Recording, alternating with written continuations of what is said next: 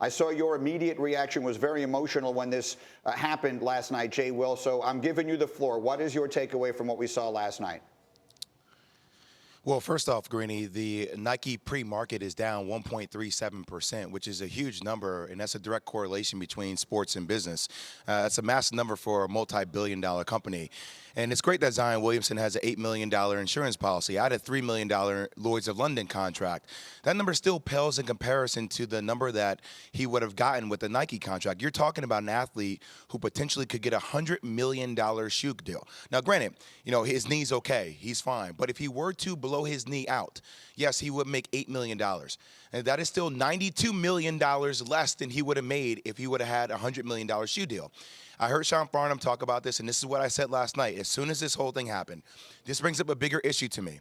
This is something that Michelle Roberts, the head of the Players Union, also Adam Silver, they need to work on with Chris Paul and Andre Iguodala, the head of the Players Union on the players' side, in the next CBA deal. Players should be allowed to leave high school directly from high school to the NBA. Now, I don't know what the conclusion is on making players stay in college once they commit to college. And I know that there's alternative options. Players can go overseas. I get all that. But the amount of money that Zion Williamson could have had being the 8th wonder of the world from a highlight perspective for a shoe like Nike or Puma or anybody trying to get into this game, New Balance, who offered Kawhi Leonard a boatload of money, is exponentially greater that he could have got out of high school than what could have happened in case he got hurt. And Laura, I heard you earlier, if he blows out his knee, I don't know if he's a bona fide first pick in the draft.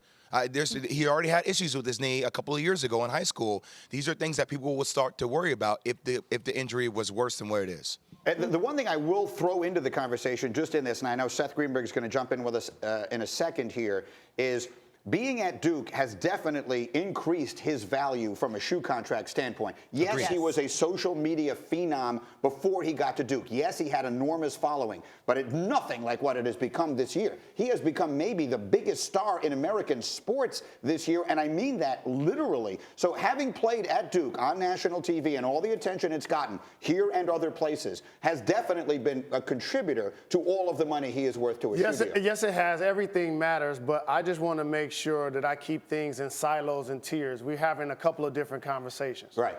I agree with Jay. Players should be able to leave high school and enter the draft. That's one thing. Should Zion shut it down? That's a total different conversation. Right. I've been a person on the record acknowledging the fact that I felt it's indentured servitude to basically call student athletes that title. Okay, so I know a lot of people say, since Zion has a chance to make so much money, if I was him, I would not play basketball. He didn't get hurt just to get injured.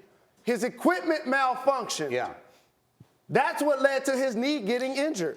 So therefore, if he's working out in a gym at somewhere and not playing at Duke, that same thing could have happened. Jay, that is an important point here because the idea that a kid should be allowed to go directly from high school to the NBA is one question.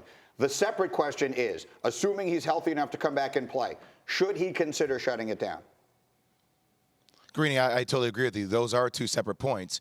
And, the big question you have for Zion now is that and look, this is not a good reflection on the PG shoe for Nike. It's not a good look at all. But how many athletes have you seen that are 6'8", 6'7", 285 pounds? That dynamic. So, yes, it is a shoe malfunction. But the one question that every scout has about Zion Williamson is that with that size and with that weight, with this reckless abandonment in which he attacks the rim, could he get hurt? Yes. I mean, that's a big-time question, and he could jeopardize his draft status. Now, Zion Williamson can do whatever he wants. He is his own man. But I can tell you one thing. For a family like their family, you have a chance to make a lot of money. That's a major, major decision. And you have to be able to compartmentalize your love for the game as opposed to the long end of the game business-wise. Is it in Zion Williamson's best interest with what he's been able to accomplish thus far in this season to come back and to try to play off a knee injury? I don't think it is. If I were his advisor, if I were an agent, I would advise him not to. I think that would be the right business move for him. But once again, Zion is his own person. He's going to do what he wants to do. All right, I'm told Seth Greenberg is ready to go. He's actually connecting on flights right now, so he's in an airport someplace. We gotta get him. And he jumps in a moment. Seth, I'm delighted that we have you. Let me get a coach's perspective as one who's been around the game your entire life. You just heard what Jay Williams said. What's your reaction? Yeah, I understand where Jay's coming from, but this is real simple, and I agree more on Jalen's side. Even if he shuts it down, it's not like he's going and locking himself in a room. If he shuts it down, he's going to have a personal trainer. He's going to be working out. He's going to be in the gym. He's going to be playing one-on-one. He's going to be playing 2-on-2. He's going to do individual workouts for NBA teams. So, we talk about it shutting down, him shutting it down. He really won't be shutting it down. He'll continue to be working on his game. And the situation that we're looking at right now, yeah, it is. It's an equipment malfunction. He could get hurt walking across the street. That's just the way it is. So, when everyone looks at this situation and they look at, if God forbid Zion Williamson has a meniscus tear, he's going to be the number one pick in the draft. If Zion Williamson has a meniscus tear, you know what? He's going to still get the same shoe contract. That's just the way it is. That's the phenomenon who he is. He's Tiger Woods-esque in terms of how dynamic and his personality and the impact he's had. But the idea that, this kid, he came out and said very simply, he loves college. He loves the college experience. He loves his teammates. This was a freak accident. This wasn't an accident of him changing speeds and changing direction, of getting undercut. He's a big physical body. Seth. Could something happen? Something can happen anywhere at any time. Go ahead, Jay. Seth, I agree with you, Seth. It is a freak accident, but nobody says that he needs to work out and play one-on-one. Nobody says that he needs to work out and play 2-on-2. He's not going to shut it down. He's not going to shut it down. I know, but my thing, playing. what else does he have to? No, I'm not saying it. Why wouldn't you? If you're an agent, why would you just do individual workouts by himself?